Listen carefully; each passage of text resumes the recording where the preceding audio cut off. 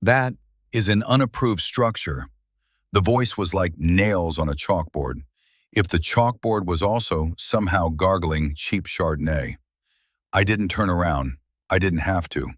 The particular frequency of shrill, unearned authority was unique to one person in this corner of the world. Brenda Miller, President for Life of the Oakwood Bluffs Homeowners Association.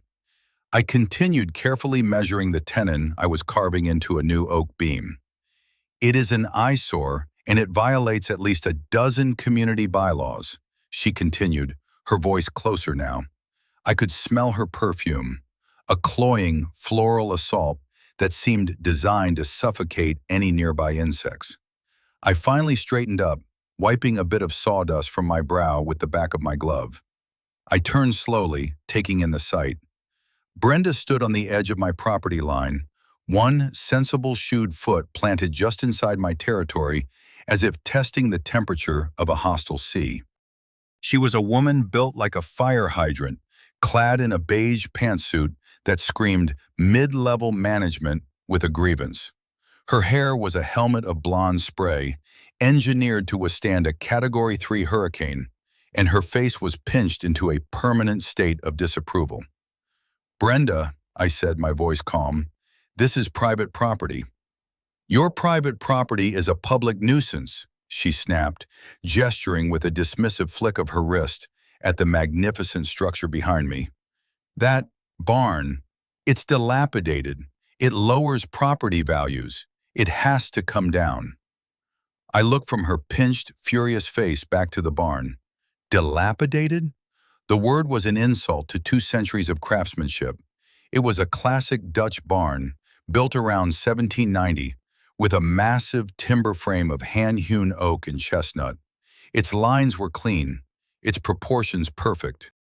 The siding was weathered, yes, but the bones were stronger than any of the flimsy, vinyl-sided McMansions in her precious kingdom next door.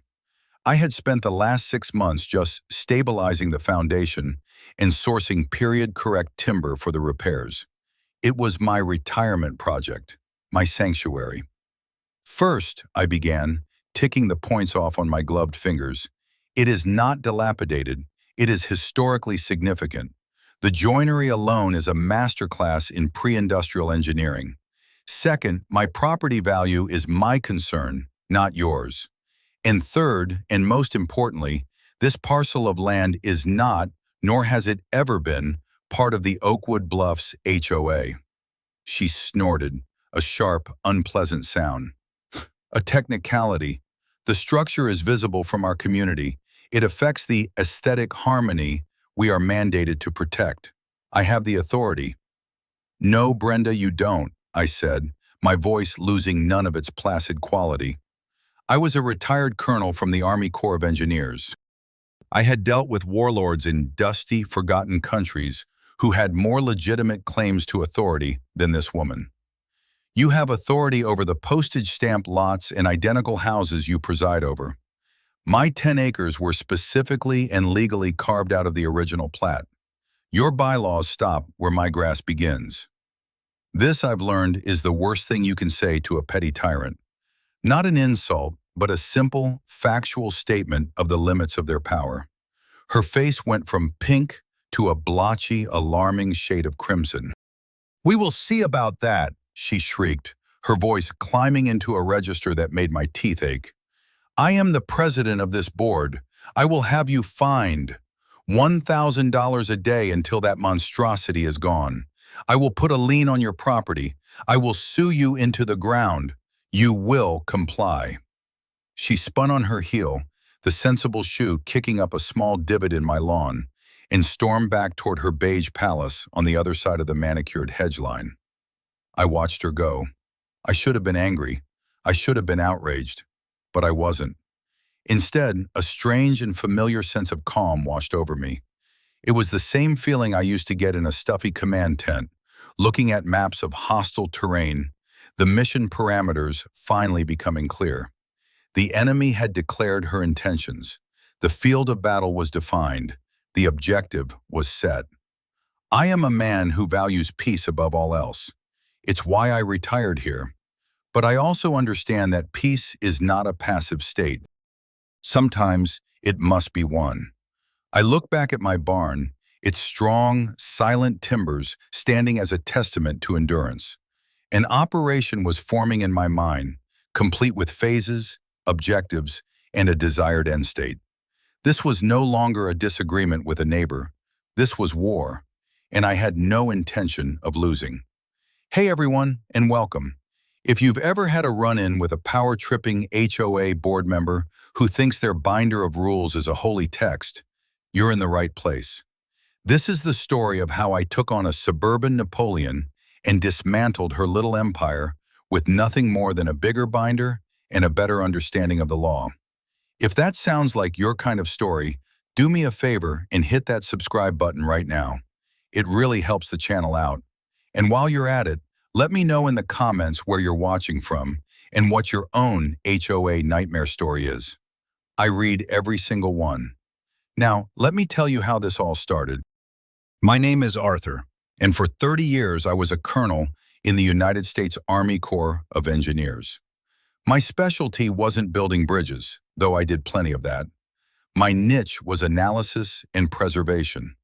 When the Army needed to know if a 500-year-old citadel in Afghanistan could withstand the vibrations from a nearby supply route, they called me.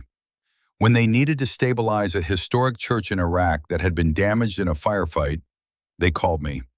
I spent my career studying how things were built, why they stayed standing, and how to keep them that way. I am, by nature and by training, a methodical man. I believe in plans, in blueprints, and in the immutable laws of physics and legal statutes. When I retired, I wanted the exact opposite of my professional life.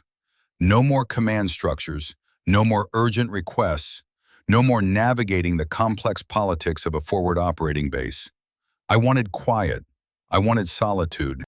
I wanted a piece of land where the loudest sound was the wind in the trees, and the only deadlines were the changing of the seasons. After a year of searching, I found it.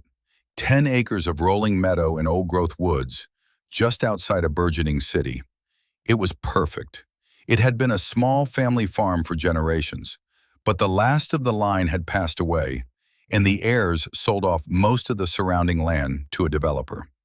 That developer built Oakwood Bluffs, a sprawling subdivision of identical, beige, two-story homes with perfectly manicured lawns, and not a single tree over 10 feet tall. But crucially, the original farmhouse and the 10 acres immediately surrounding it, including the old Dutch barn, were sold as a separate parcel.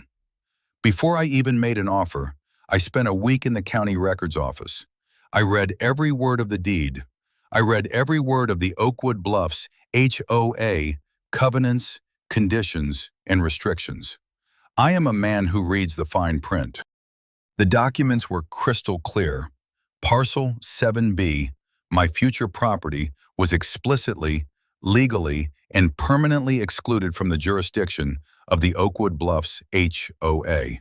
The developer had done this intentionally, likely to avoid any liability for the old structures on the land. For me, that clause was the single most beautiful sentence in the entire contract. It was my declaration of independence. I bought the property, sold the dilapidated farmhouse to a salvage company for its old-growth lumber, and moved into a small, modern cabin I had built on the far side of the property, tucked into the woods. My focus, my passion, was the barn. It was a wreck, but a glorious wreck. A time capsule of post and beam construction. Restoring it was to be my magnum opus, a quiet conversation with the craftsman who had raised its beams 2 centuries ago. It was my project, my piece, my sanctuary, and for the first year, it was exactly that. I'd see my neighbors from the HOA out on their evening walks, give them a friendly wave, and they'd wave back. The barn was just a quaint, rustic feature on the horizon. Then, Brenda Miller was elected HOA president. The friendly waves stopped. They were replaced by suspicious glares. The first sign of trouble was a polite note left on my gate, suggesting I might want to tidy up the woodpile near the barn. I ignored it. The second was a passive-aggressive email about local wildlife concerns due to my unmown meadow, which was in fact a deliberate pollinator-friendly wildflower field. I replied with a link to the National Wildlife Federation's website. The confrontation at my property line was the inevitable escalation. Brenda wasn't just a stickler for rules. She was an imperialist. Her tiny kingdom of beige wasn't enough. Her gaze fell upon my land, and she saw not a historic property to be respected, but a rogue state that refused to bend the knee. Her threats of fines and liens were absurd, legally baseless, but they were a declaration of intent. She was coming for my peace, and she was coming for my barn. She had made a grave miscalculation. She thought she was dealing with a sleepy old retiree. She was, in fact, dealing with a man who had spent 3 decades planning and executing complex operations in hostile environments. She had just given me a clear objective. The mission had begun. 3 days after our little chat, the first official salvo arrived. It wasn't just a letter, it was a statement. The envelope was made of thick, cream-colored cardstock that felt heavy in my hand, as if weighted with its own self-importance. In the top left corner, the Oakwood Bluffs HOA logo was embossed in gold foil, an oak leaf and an acorn intertwined. It was laughably pretentious. I opened it with the letter opener I kept on my desk, a beautiful blade forged from a piece of shrapnel I'd pulled from a bridge abutment in Bosnia. The letter inside was printed on matching cardstock. The font was a flowery, cursive script, the kind of thing one might use for a wedding invitation. "Dear property owner," it began, foregoing my name entirely, as if I were an anonymous serf. "This letter serves as a formal notice of violation. The unapproved and dilapidated outbuilding, barn structure, located on your property is in direct violation of the Oakwood Bluffs Community Bylaws, Article 4, Section 2A, Architectural Harmony, and Section 3C, Structural Maintenance and Appearance. The structure is deemed an aesthetic nuisance and a detriment to the property values of the adjacent community." It went on like that for another paragraph, a masterpiece of passive-aggressive jargon. It cited bylaws that were completely irrelevant to my property, twisting their meaning to fit Brenda's crusade. The conclusion was the real punchline. "A fine of $1,000 per day is hereby assessed, retroactive to the date of verbal notification. Failure to remit payment and present a plan for the structure's removal within 30 days will result in the placement of a lien against your property and further legal action at your expense." It was signed in a flourish of angry, looping letters. Brenda Miller, President, Oakwood Bluffs HOA. I read the letter twice. I didn't feel a flicker of anger. Anger is a hot, messy emotion. It clouds judgment. What I felt was a cold, clean clarity. This was evidence. This was the enemy's opening move, played exactly as I had anticipated. It was clumsy, arrogant, and legally suicidal. It was perfect. I stood up from my desk, walked over to the bookshelf, and took down a brand new 3-inch D-ring binder. It was a heavy-duty one, the kind designed for archiving important documents. I slid a freshly printed label into the plastic sleeve on its spine. In crisp, black block letters it read, "Operation Barnstorm." I returned to my desk, took the cream-colored envelope and its ridiculous contents, and punched 3 clean holes in the left margin. The satisfying thwump, thwump, thwump of the hole punch was the sound of the operation officially commencing. I opened the binder. The letter became the first document, filed under a tab labeled "Incoming Hostilities." Now it was time for my response. For the next hour, I drafted my reply. I did not use flowery fonts or embossed logos. I used Times New Roman, 12-point font, single-spaced. It was the language of official reports, of no-nonsense communication. Dear Ms. Miller, I began, affording her the courtesy of her name. I stated concisely and without emotion that I was in receipt of her letter dated October 12th. I then systematically dismantled her entire premise. Point 1, I wrote, my property, identified as County Parcel ID number 7B-483-92, is not and has never been subject to the covenants, conditions, and restrictions of the Oakwood Bluffs Homeowners Association. As per the final plat map filed with the Anson County Register of Deeds on April 17, 2008, my parcel was explicitly excluded. A copy of the relevant section of the plat map is attached as Exhibit A. A copy of the relevant clause from my deed is attached as Exhibit B. Point 2, I continued, the bylaws you cite, specifically Article 4, Sections 2A and 3C, therefore have no legal applicability to any structure on my property. Your attempt to enforce these bylaws constitutes harassment. Point 3, the fines you have attempted to levy are baseless and legally void. I will not be remitting any payment. Any attempt to place a lien on my property based on these fraudulent fines will be met with immediate and vigorous legal action, for which I will seek full compensation for all legal fees and damages, including slander of title. I concluded the letter with a simple, firm statement. This is my only response on this matter. Cease all contact regarding this issue immediately. Any further communication I deem harassing will be forwarded to my legal counsel. I printed the letter, along with pristine copies of the plat map and deed clause I had saved from my initial property research. I clipped them together, then I drove to the post office. I sent the package via certified mail with a return receipt requested. In my world, you don't just send a message, you get proof that the enemy received it. The green certified mail slip and the white return receipt postcard were duly filed in the binder under a new tab, Countermeasures. The binder was getting heavier. I felt a grim sense of satisfaction. Brenda thought she was writing rules. I was building a case. A week passed.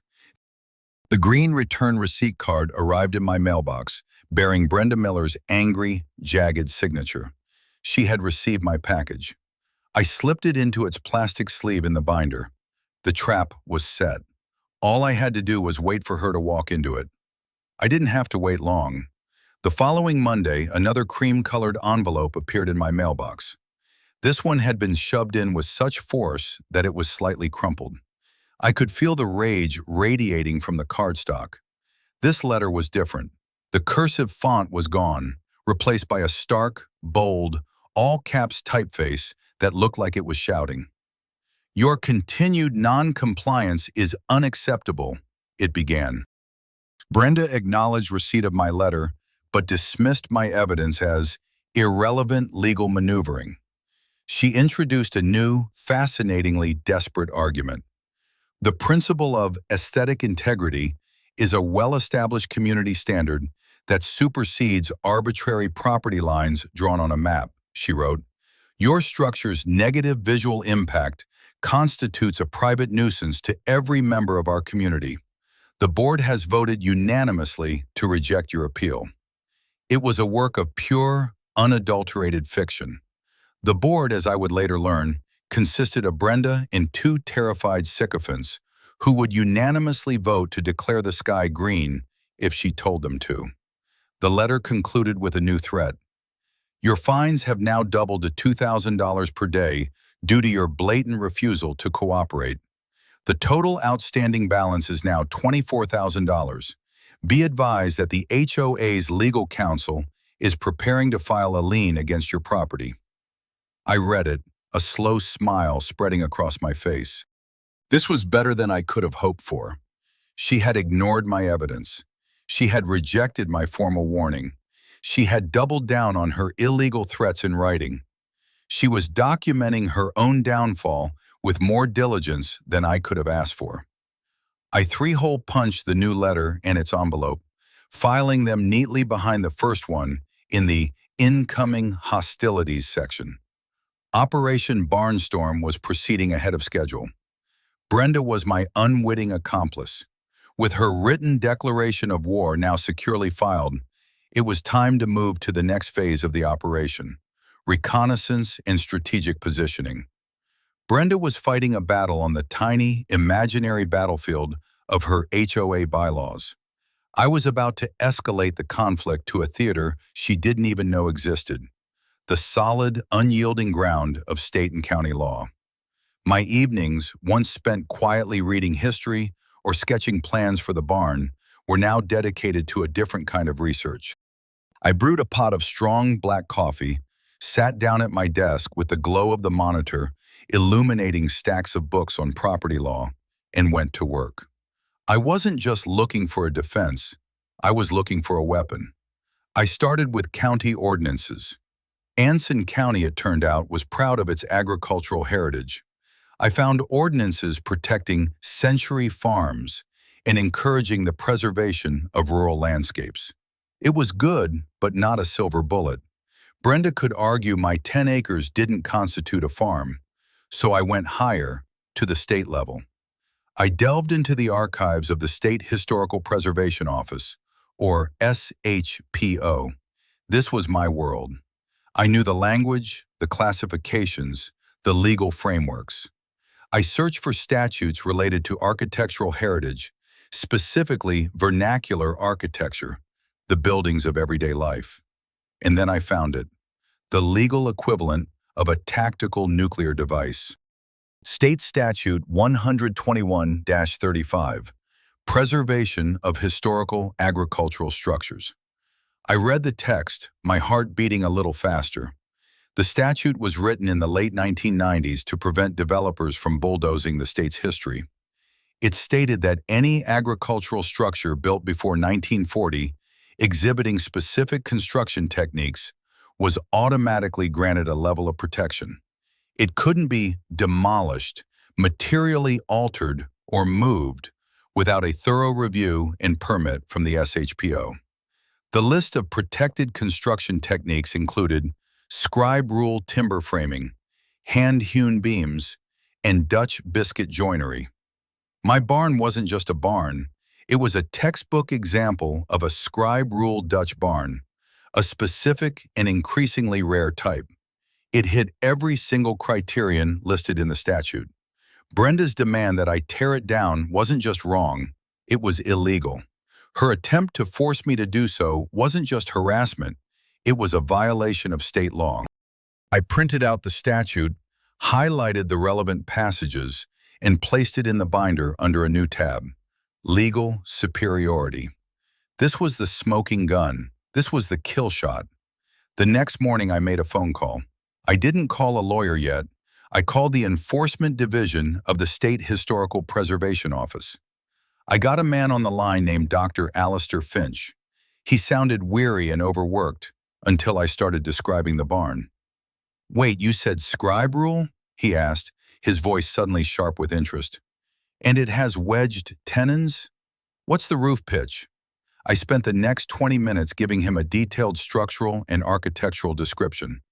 I could hear him typing furiously in the background. "Colonel," he said, his tone now one of excitement, "what you're describing is a textbook and remarkably well-preserved Class A Dutch barn. We thought there were only a dozen left in this part of the state, and this HOA president wants you to tear it down? She's threatening me with daily fines and a lien on my property if I don't," I replied calmly. There was a long silence on the other end of the line.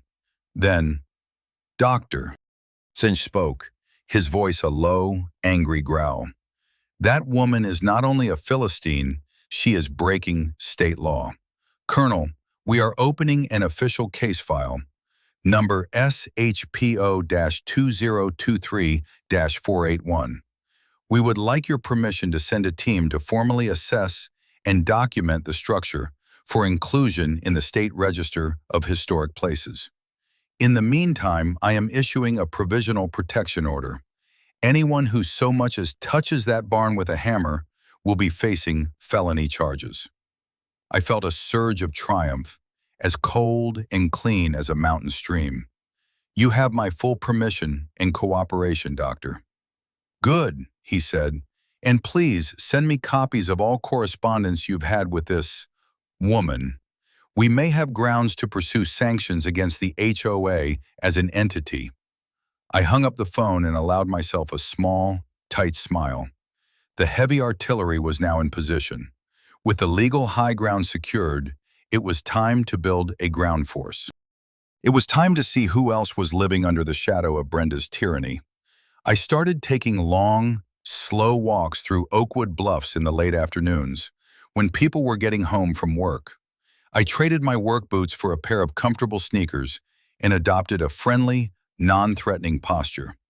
I was no longer a recluse in the woods. I was a concerned neighbor. My first contact was a man named Dave, who was meticulously washing a perfectly clean minivan in his driveway. I complimented him on the shine. He was a friendly, weary-looking guy in his 40s. "Gotta keep it clean," he said with a sigh. "Got a warning last week for visible road grime." Brenda did her white glove test on my bumper. "You're kidding," I said, injecting the right amount of disbelief into my voice. "Wish I was," he grumbled. "She fined me $200 last month because my son left his basketball hoop at the end of the driveway overnight. Called it a semi-permanent recreational installation." I listened patiently, nodding in sympathy. I told him briefly about my own issue with the barn, framing it as a simple disagreement. Dave's eyes lit up with a mixture of fear and solidarity. "She's out of control," he whispered, looking over his shoulder toward Brenda's house down the street. "Everyone's afraid of her. She fines people for having the wrong color flowers, for holiday decorations left up a day too long, for trash cans visible from the street for more than an hour after pickup." I gave Dave my phone number. "If you ever want to talk," I said, "or if you know anyone else who's had issues, have them give me a call.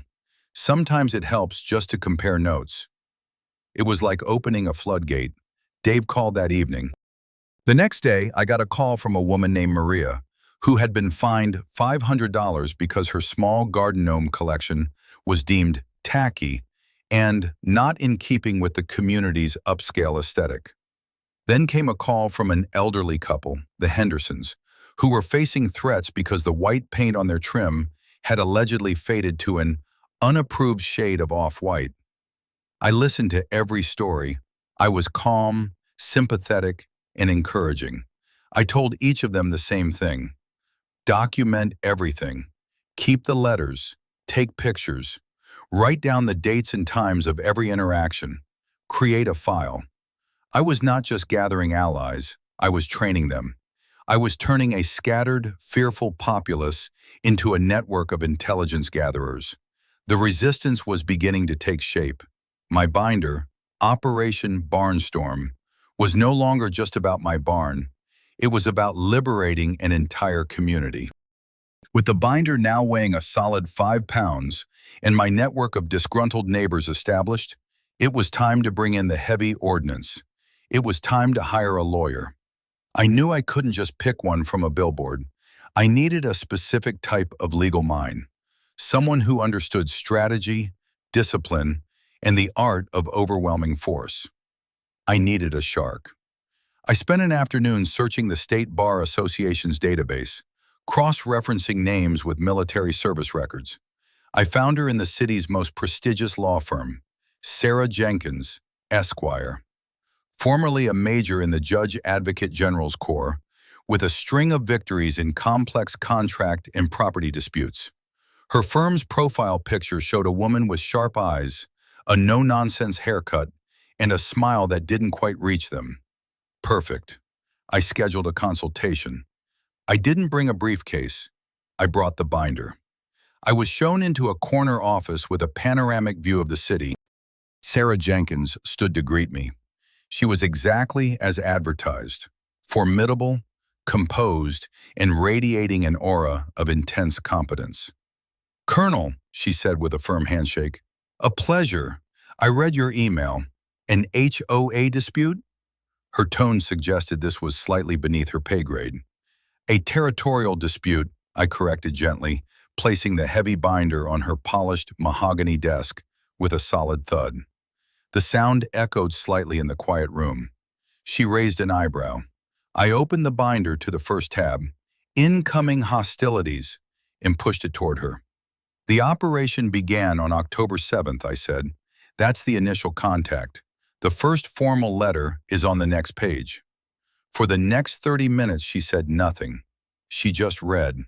She turned the pages slowly, her expressions shifting from professional detachment to focused intensity. She read Brenda's increasingly unhinged letters. She examined my calm, factual rebuttals. She traced the plat map with her finger. Her eyes lingered on the certified mail receipts. When she got to the Legal Superiority tab and read the highlighted state statute on historical agricultural structures, she let out a low whistle. She finally closed the binder and looked at me, a slow, predatory smile finally reaching her eyes. "Colonel," she said, her voice filled with a newfound respect, bordering on glee. "This isn't a case file. This is a kill box. You've prepared the battlefield, established fields of fire, and documented the enemy's every move. This isn't just a dispute, it's a pre-packaged lawsuit for harassment, slander of title, and attempted violation of state preservation laws." She leaned back in her chair. "I usually charge a $400 an hour retainer for this kind of work.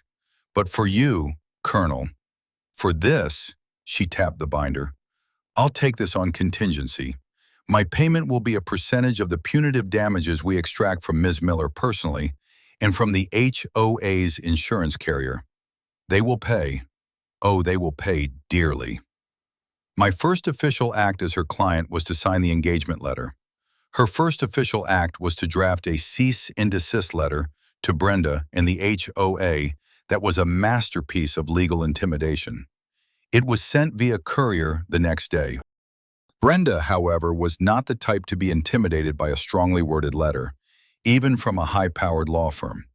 In her mind, lawyers were just another obstacle to be bulldozed.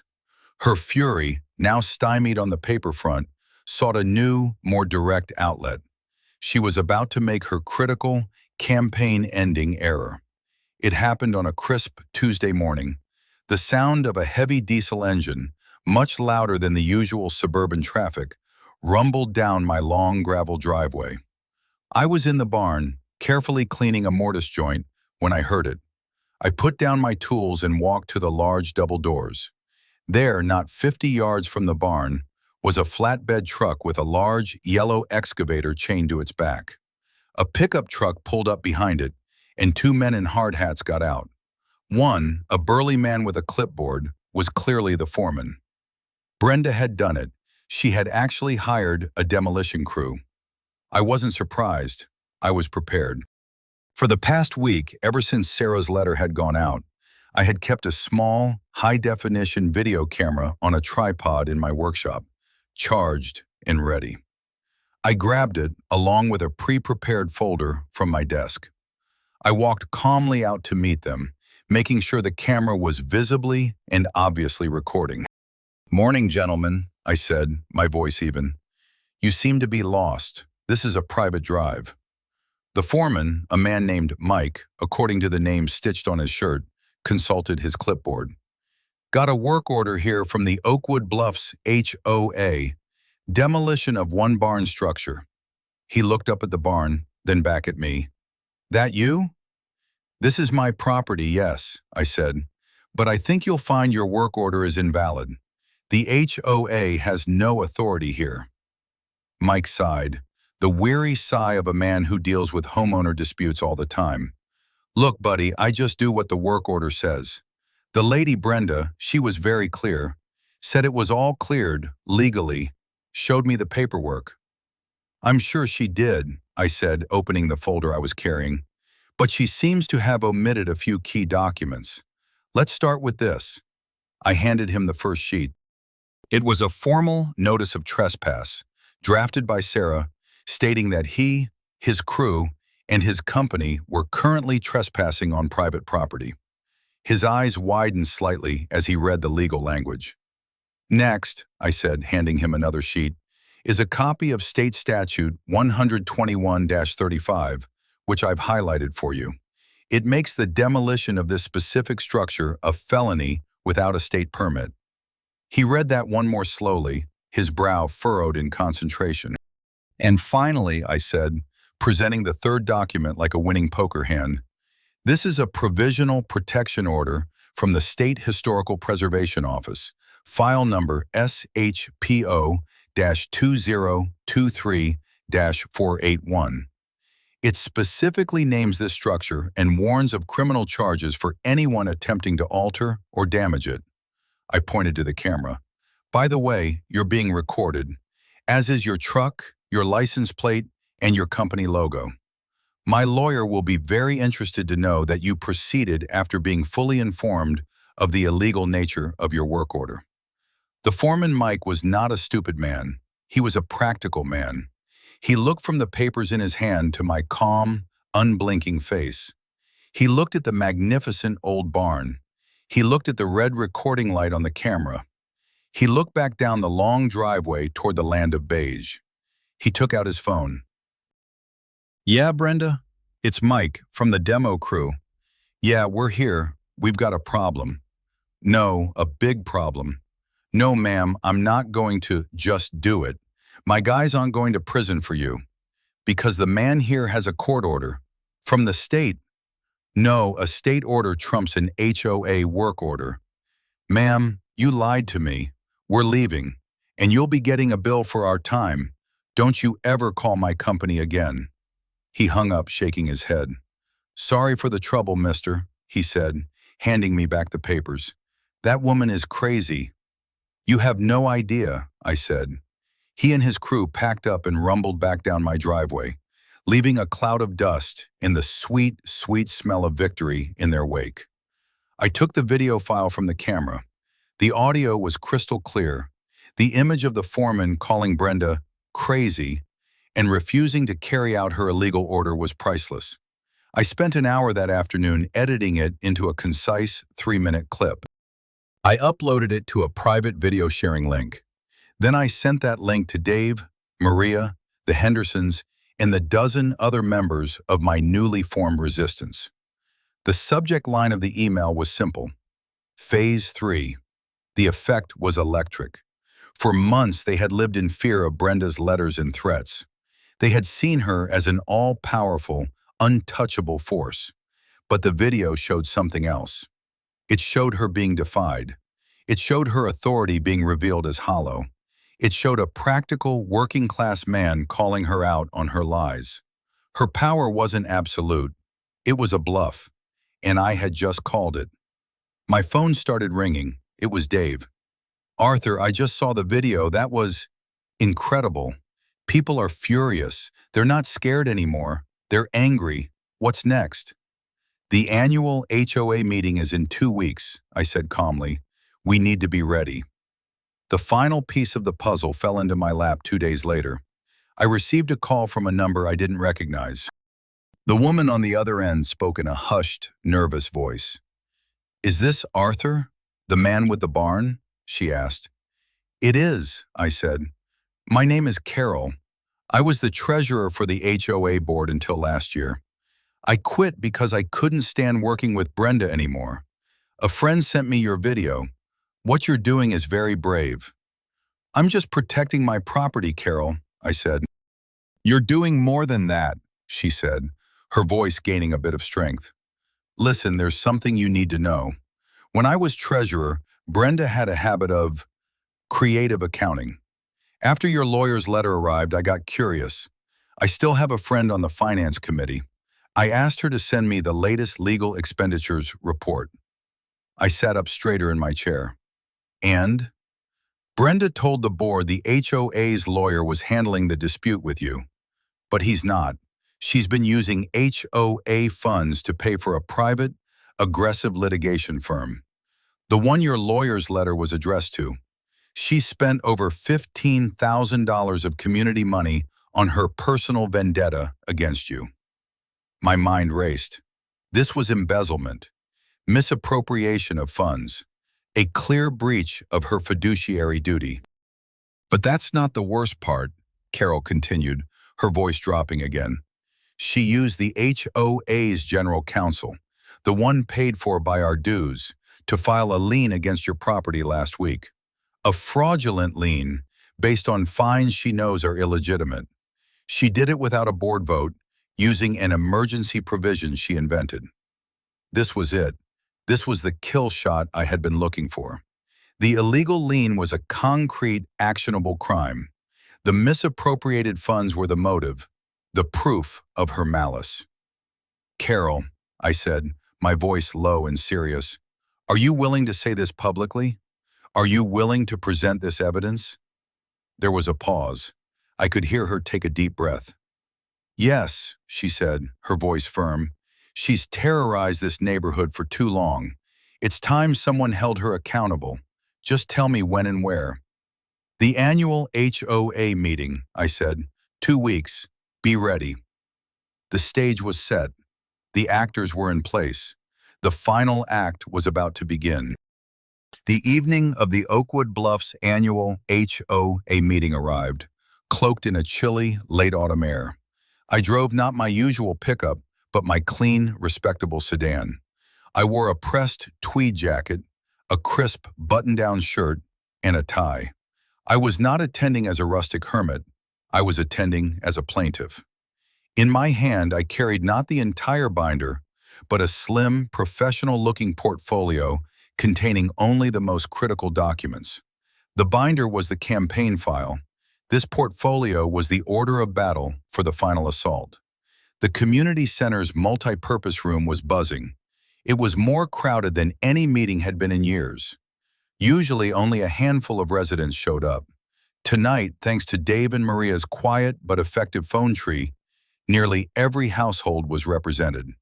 The air was thick with a mixture of resentment, anxiety, and a new, unfamiliar flicker of hope.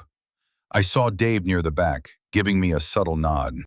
I saw Maria sitting with the Hendersons, giving them a reassuring pat on the arm. My allies were in position. At the front of the room, behind a long folding table, sat the triumvirate of tyranny. Brenda, in the center, wore a severe navy blue suit with a ridiculously large, frilly bow at her neck, like a pirate who had gotten lost in a fabric store. She beamed out at the large crowd, misinterpreting their presence as a testament to her popularity rather than a sign of imminent rebellion. To her left and right sat her cronies, two pale, nervous-looking men named Stan and Roger, who looked like they'd been dressed by their mothers and instructed not to speak out of turn. Brenda was banging a small wooden gavel, calling the meeting to order. "Welcome, welcome," she chirped, her voice echoing slightly through the cheap PA system. "So wonderful to see such a fantastic turnout for our community." The first hour was a tedious recitation of the year's accomplishments. The successful resodding of the median strips, the implementation of a new, more restrictive policy on mailbox flag colors, the purchase of a new, louder leaf blower for the landscaping crew. Brenda delivered the report with the smug satisfaction of a Roman emperor announcing the conquest of Gaul. Finally, she reached the end of her agenda. And that concludes the board's report. We now open the floor to new business. Please keep your comments brief. She scanned the room, her eyes deliberately skipping over me. But before anyone else could speak, I stood up. I was in the third row, and my sudden movement drew every eye in the room. "Ms. Miller," I said, my voice calm but carrying easily to the back of the room. "I have a point of new business." Brenda's smile froze on her face. "You are not a member of this association," she said, her voice dripping with venom. "You have no standing to speak here." "On the contrary," I said, holding up a single piece of paper from my portfolio. "This is a copy of a fraudulent lien placed on my property, County Parcel ID number 7B-483-92, by you, acting in your capacity as president of this HOA. As a victim of a tortious act committed by this board, I believe I have every right to address the members who are unwittingly funding it. A shocked murmur went through the crowd. Brenda's face paled. She banged the gavel. "This is not the proper forum. You are out of order." "My lawyer seems to think this is the perfect forum," I said, gesturing to the back of the room. On cue, Sarah Jenkins, who had slipped in unnoticed, stood up. She was dressed in a razor-sharp charcoal suit, the very picture of legal authority. "Sarah Jenkins, counsel for Colonel Arthur Vance," she announced, her voice cutting through the noise. "Let the record show that my client is attempting to address the association members before we proceed with litigation against the HOA as a whole, and against Ms. Miller, Mr. Stanfield, and Mr. Rogers in their personal capacities." The names of the two cronies hung in the air. Stan and Roger exchanged a terrified glance. This was the first they'd heard of being sued personally. Brenda shrieked, "This is an ambush. I will not have it." She banged the gavel again and again, a frantic, useless rhythm. But it was too late. The dam had broken. I began to speak, my voice a steady counterpoint to her gaveling. "For the past 2 months," I began, "Miss Miller has conducted a campaign of harassment against me. She has sent threatening letters." I held one up. "She has levied illegal fines totaling tens of thousands of dollars." I held up another. "She has attempted to hire a demolition crew to illegally destroy my property, a state-protected historical structure." As I spoke, Dave stood up. "She fined me $200 for my son's basketball hoop." Then Maria stood up. "She called my garden gnomes tacky and fined me $500. Then Mr. Henderson, his voice trembling but firm. "She threatened us with legal action over the shade of our paint." One by one, a dozen people rose, a chorus of dissent, each one calling out their own story of petty tyranny, of absurd fines, of constant intimidation. The room was transforming from a silent, cowed audience into an angry mob. Brenda's face had gone from white to a blotchy, furious red. Her authority was dissolving before her very eyes. "Lies! All of you are lying!" she screamed, but her voice was lost in the growing din. Then came the final, devastating blow. "And she did it all with your money," a new voice called out. Carol, the former treasurer, walked to the front of the room. She was holding a laptop. Another neighbor quickly helped her connect it to the projector that Brenda had been using for her self-congratulatory slideshow. An Excel spreadsheet flashed onto the screen behind Brenda's head. The title was HOA Legal Expenditures Unbudgeted. "My name is Carol Albright. I was your treasurer for 3 years, she said, her voice amplified by the PA system she had calmly taken control of. "What you're looking at is proof that Brenda Miller has, without board approval, spent over $15,000 of your dues on a private law firm for her personal vendetta against Colonel Vance." She pointed to a line item. "And this," she said, her voice ringing with indignation, "is the invoice from the HOA's actual lawyer for $1,500 for the filing of an illegal and fraudulent lien against a private citizen's property. She has exposed every one of you to a massive lawsuit." The room fell into a stunned silence, broken only by Brenda's ragged gasps. All eyes were on the spreadsheet, the undeniable proof of her malfeasance projected 10 feet high for all to see. She looked at the screen, then at the sea of hostile faces, her mouth opening and closing like a fish out of water. She banged the gavel one last time, a pathetic, muffled tap. "This meeting is adjourned," she shrieked. "No, it's not." Dave's voice boomed from the back. He strode down the center aisle, his face a mask of cold fury. "I make a motion for a vote of no confidence in President Brenda Miller and the entire current board, and for their immediate removal from office." "I second the motion," Maria yelled. At least 20 other voices joined her. "You can't do that," Brenda stammered. "It's against the bylaws." "We'll take our chances," Dave said grimly. He turned to the crowd. "All in favor of removing Brenda Miller and her board from office, say aye." The roar that filled the room was deafening. It was a primal scream of liberation, a tidal wave of pent-up frustration released all at once. "Aye!" "All opposed?" Dave called out. Silence. Utter, complete, and beautiful silence. Even Stan and Roger, the two cronies, sat frozen, too terrified to support their fallen queen. "The motion carries," Dave declared into the microphone. "Brenda, Stan, Roger, you are removed. Effective immediately. Get out." Brenda stared at him, her face a grotesque canvas of shock, rage, and humiliation. Her reign was over. Her power, built on fear and paper, had been annihilated by facts and courage. She grabbed her purse and her useless gavel, and without another word, she fled. She didn't walk, she scrambled, pushing through the doors at the back of the room as a chorus of jeers and insults followed her into the night. Her little empire had crumbled to dust.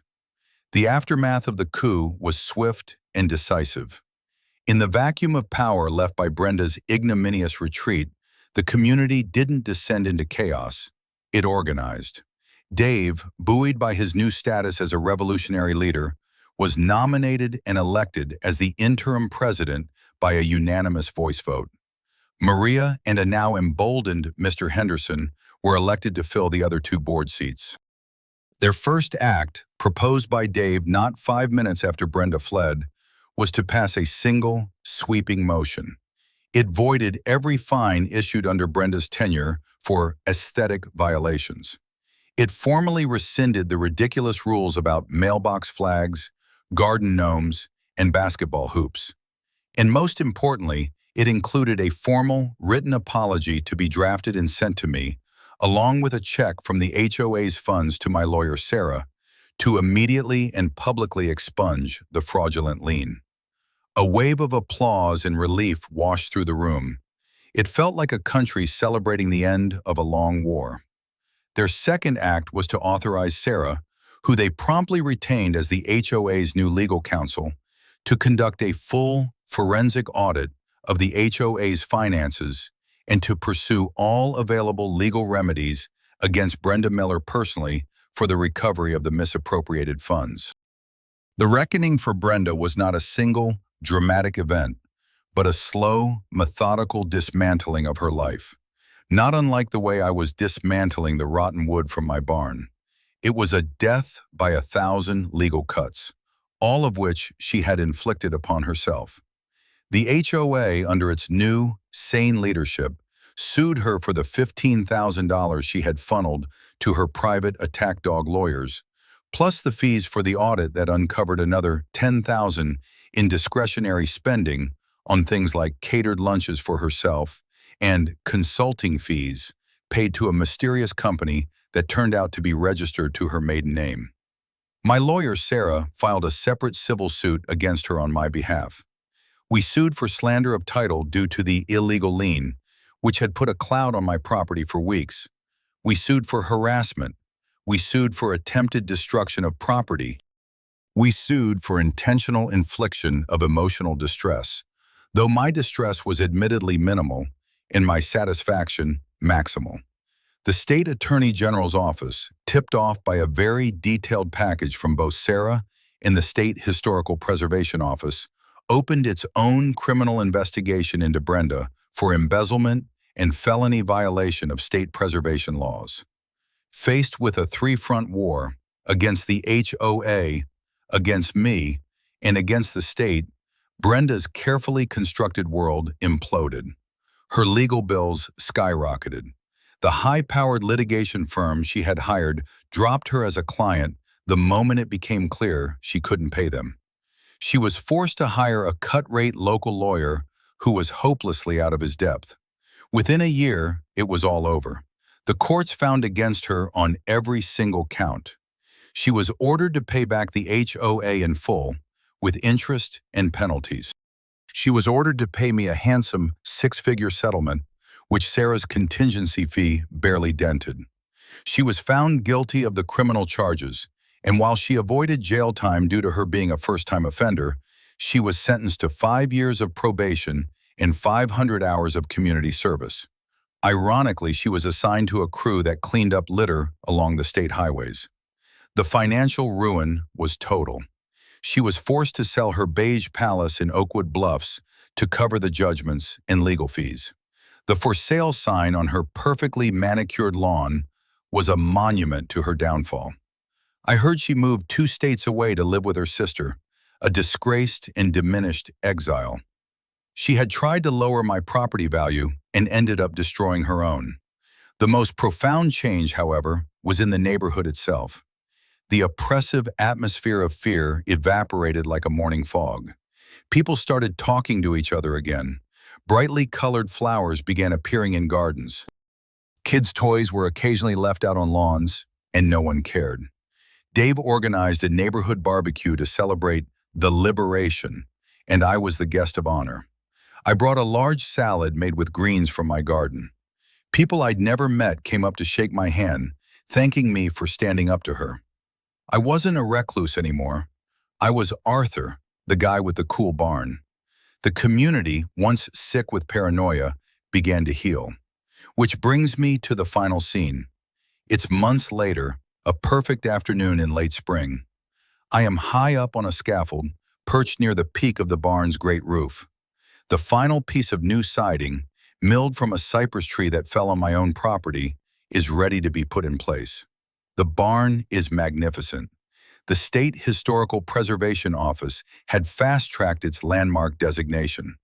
A small, tasteful bronze plaque near the door now proclaims it as the Vance Miller Farmstead Barn, circa 1790, a designation I find grimly amusing. From my vantage point, I can see the whole of Oakwood Bluffs spread out below me. The houses are still beige, but they are no longer uniform. I see a rainbow-colored flag here, a whimsical birdbath there, a brightly painted front door. I can hear the happy shouts of children playing, the sound carrying on the warm breeze. I can see Dave in his yard, teaching his son how to throw a baseball, the dreaded basketball hoop standing proudly at the end of his driveway. I take a deep breath, the air filled with the scent of freshly cut wood and blooming wildflowers from my meadow. I never wanted this fight. I came here seeking peace, a quiet place to be left alone with my history and my wood.